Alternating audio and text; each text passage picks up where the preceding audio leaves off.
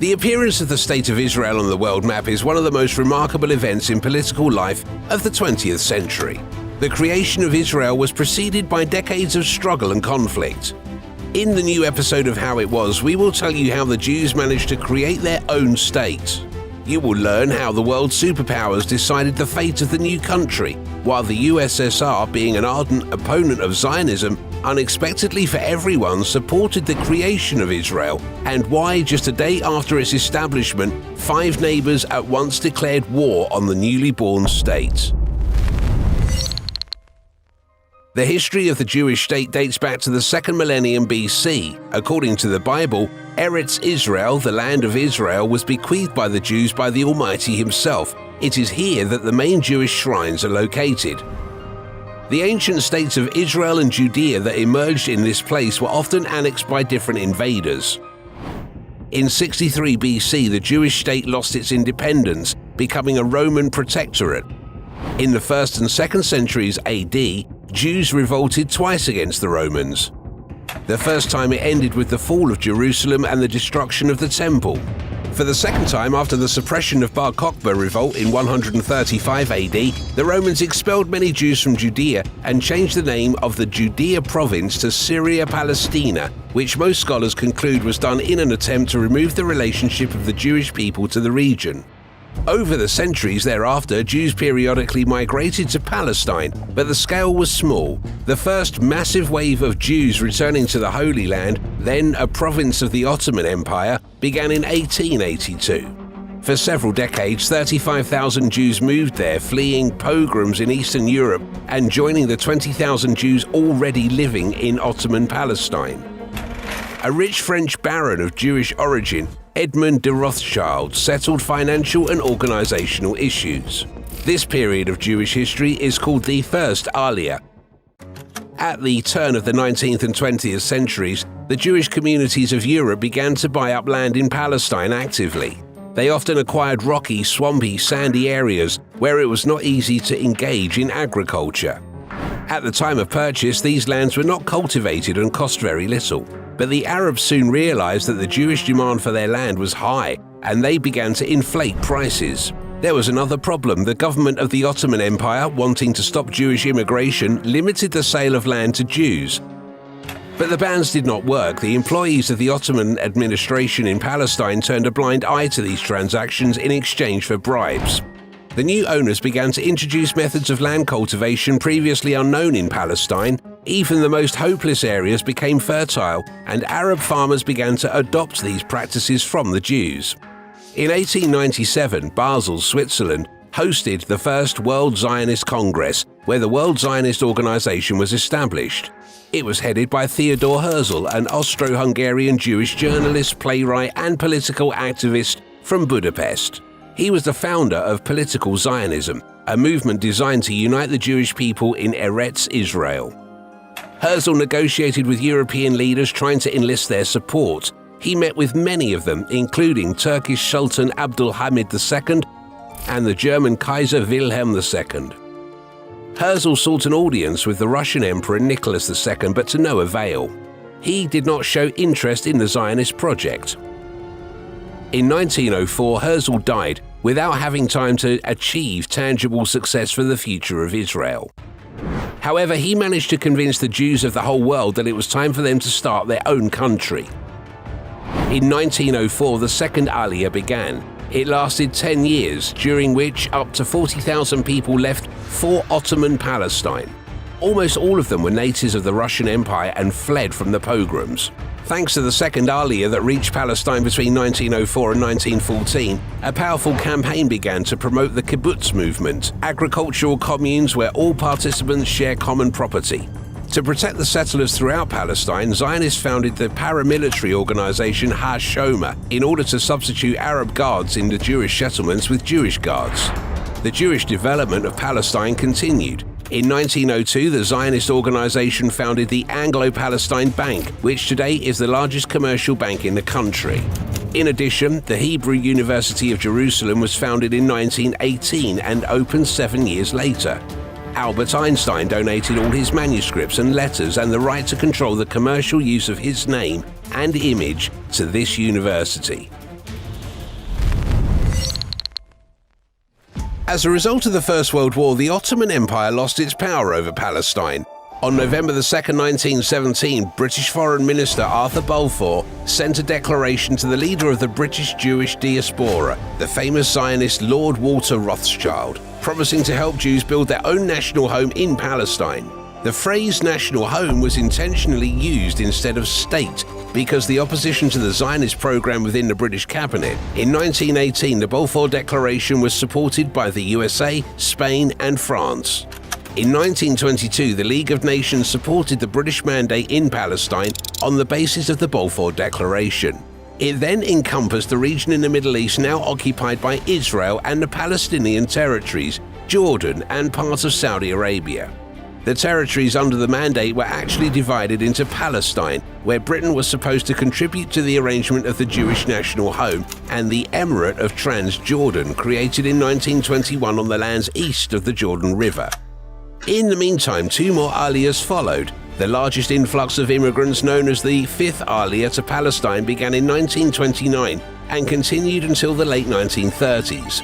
About 250,000 Jews fled to Palestine to escape the spreading threat of Nazism. In Palestine, it became too crowded. The conflict between the newcomers and the Arabs was escalating. In 1936, local Arabs began an uprising against British rule in Palestine, demanding the creation of an Arab state and an end to Jewish immigration. By this time, about 450,000 Jews already lived in Palestine, a third of the country's total population. The uprising was suppressed, but Britain could not ignore the interest of the Arab majority. In 1939, the British government published the so-called White Book. According to this document, no more than 75,000 Jews could enter the country in the next 5 years. After that period, the immigration of Jews without the consent of the Arab community would be forbidden. In some regions, the sale of land to Jewish settlers was prohibited. In others, it was allowed, but the final decision was to remain with the High Commissioner of Palestine. Palestinian Jews did not accept the White Paper, but they still supported Britain in the war against Hitler. They understood that the victory of the Third Reich would be a worse evil for the Jews than restrictions on entry into Palestine. Thousands of Palestinian Jews fought in the ranks of the Jewish Brigade, which was part of the British Army. After World War II, Britain did not lift restrictions on the entry of Jews into Palestine. Zionists considered Britain's behavior as a betrayal and began to challenge the right of ownership of Palestine. The leading Zionist military organization, Haganah, rebelled against the British administration, joining the Irgun and Lehi organizations, which began fighting the British during the war. Jewish radicals blew up bridges and railways and organized several terrorist attacks against the British. The most notable of which was the King David Hotel bombing in 1946, where the British administrative headquarters were housed. 91 people were killed in the attack. Also, these organizations illegally brought Jews from Europe to Palestine, which caused more and more discontent among the Arabs. In April 1947, Britain called on the United Nations General Assembly to respond to the Palestinian question. A specially created Committee on Palestine considered two options. The first, the division of Palestine into an Arab and Jewish state, while Jerusalem would become international. The second, creating a common state of Arabs and Jews. The first option was more suitable for the Jews, but the Arabs did not want to cede territory. The second was preferable for the Arabs, but the Jews swept it aside. In the new state, they would again find themselves a national minority. By that time, the world was already divided into two power blocs, led by the United States and the Soviet Union. The fate of Palestine was in the hands of two superpowers.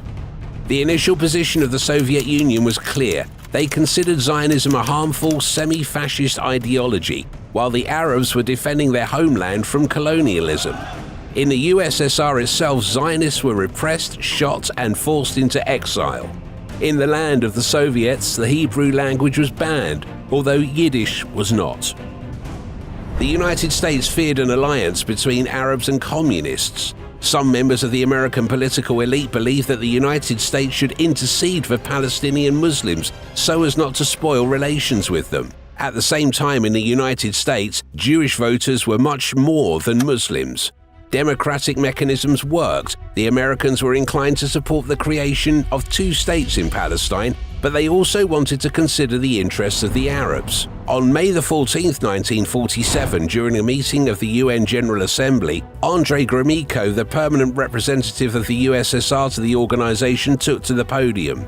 All those present thought they knew what they were about to hear, but suddenly Gromyko gave an impassioned speech on the terrible fate suffered by the Jews in the war and their need to have an independent state. No Western European state had been able to assure the defense of the basic rights of the Jewish people. The Soviet Union said Gromyko would still prefer a single Arab-Jewish state with equal rights for Jews and Arabs. But if the UN Commission found this impossible to implement, there was a justifiable alternative: the partition of Palestine into two single independent states, one Jewish and one Arab. Gromyko's speech had the effect of an exploding bomb. Nobody expected such a pro-Zionist position from the USSR. Stalin believed that the military assistance to Israel would promote its transformation into a pro-Soviet state, which would help break British dominion in the Middle East. In November 1947, the UN passed a resolution dividing what was left of the British-mandated territory of Palestine into Arab and Jewish territories. The majority of the land, 56%, was assigned to a Jewish state and 43% to an Arab state, with Jerusalem under international administration. 33 countries voted for this decision, including the Soviet Union, the USA, Canada, and France. 13 countries voted against: the Muslim states, India, Greece, and Cuba. 10 countries abstained, including Britain, China, and Yugoslavia. The air already smelled of war. The plan would deprive the Palestinian state of key agricultural lands and seaports. Therefore, outraged Palestinian Arabs struck first. The Jews responded in kind. The flywheel of violence began to unfold throughout the country. The British did not intervene, and the Americans did not send their troops to the Middle East to maintain order. Jews found themselves in a minority position, surrounded by hostile Arab states with no weapons and money flowing in from outside. In January 1948, Zionist leader David Ben-Gurion sent Golda Meir to the United States to collect money from the wealthy Jews living there. Nobody believed that she would collect even $10 million. Meir returned with $50 million. It was a phenomenal amount at that time, about $400 million in modern money. Now the Jews needed weapons. There were many of them after the Second World War, but it was not easy to get them. America imposed an embargo on arms supplies to Palestine. Help was offered by the communists who controlled Czechoslovakia. Its military industry had served the Third Reich, and after the war, plenty of weapons were stored there. This was Stalin's next anti-Western move. In the spring of 1948, the first machine guns, rifles, and cartridges from Czechoslovakia were sent to the Jewish part of Palestine. In addition to small arms and ammunition, the backbone of the Israeli Air Force, 25 Avia S-199 fighters, were bought from Czechoslovakia. It happened just in time. The situation in Palestine had become critical. The armies of the Arab countries stood on its border and just waited for the British mandate to end and Her Majesty's soldiers to go home. On May 14, 1948, at 4 p.m., 8 hours before the end of the British mandate, David Ben-Gurion proclaimed the creation of the Jewish state of Israel on the territory allocated by the UN. In fact, the United States became the first state to recognize the existence of Israel.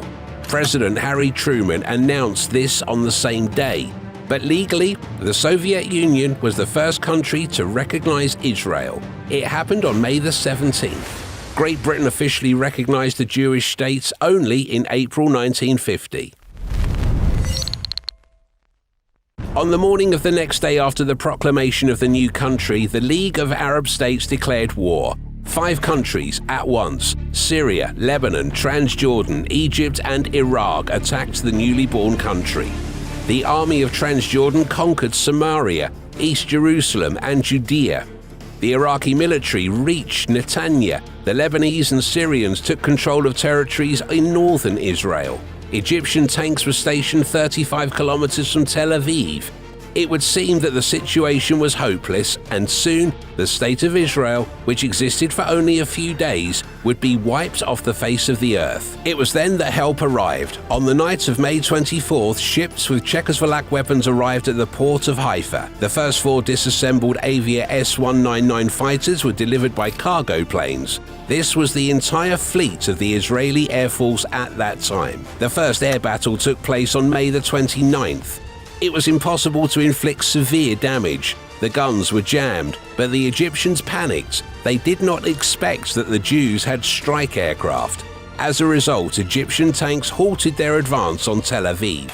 By the spring of 1949, Israel had concluded a truce with most of its enemies. As a result, the Jewish state retained a corridor from Jerusalem to the coastal plain and western Galilee, while Jerusalem itself was divided between Israel and Jordan. In the same 1949, Israel was admitted to the UN. It was finally recognized as a state equal to the rest. Share your thoughts in the comments, and if you enjoyed this video, don't forget to press the bell icon and like it.